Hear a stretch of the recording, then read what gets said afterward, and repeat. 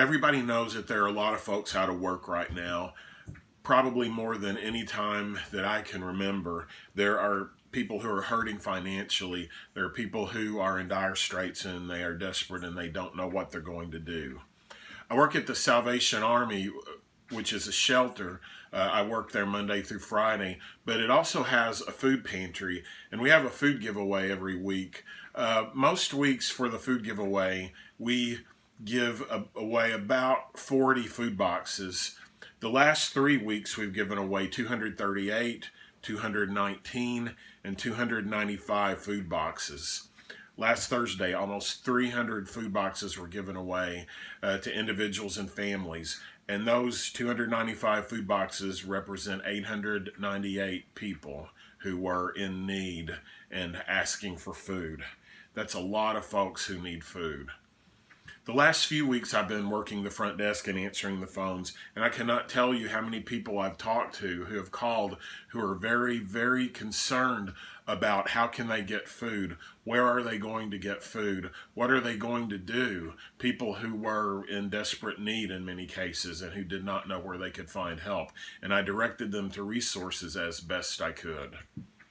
But all of this makes me realize this is a perfect time for us to look at a practice of the ancient first century church. I'm going to read a couple of short passages, this from Acts chapter 4, beginning in verse 32.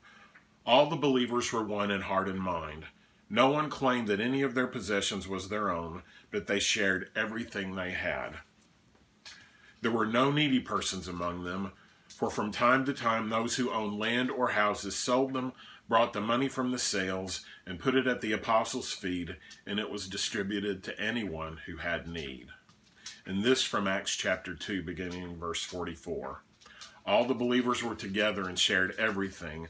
They would sell their land and the things they owned, and then divide the money and give it to anyone who needed it. Can there be any doubt? The early church practiced radical generosity and extreme kindness. In doing this, they were following in the footsteps of Jesus, who was certainly the kindest person who's ever lived.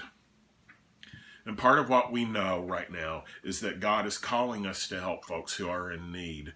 This is in dozens and dozens and dozens of Bible passages that God wants people who have the means to help those who are in extreme circumstances, people who are in poverty, people who are in need. And we know a lot of folks fit that description right now. So what does that mean practically? It may mean that you can help somebody directly. If you have a neighbor or somebody that you know about who is in need, you can just make sure that they have food. Or in many cases, it may mean giving to a food pantry or a food bank. Feeding America is a wonderful organization. Obviously, I know that Salvation Army is helping many, many people who are in need right now. Or it may just be a local food pantry, folks of goodwill who are helping out. But whatever you have an opportunity to do, help. Do something to help people who need food right now. And this next piece is very, very important. Don't be afraid to ask for help if you need it. Please don't let pride stand in your way. If you, as an individual, or if your family is in need, ask somebody for help. Ask a church, ask your church, ask a neighbor, ask a relative, ask a friend, or if all else fails, call the 211 hotline, just those 3 digits, 211, and find out what resources are available in your community. May God bless you and yours this week and give you peace.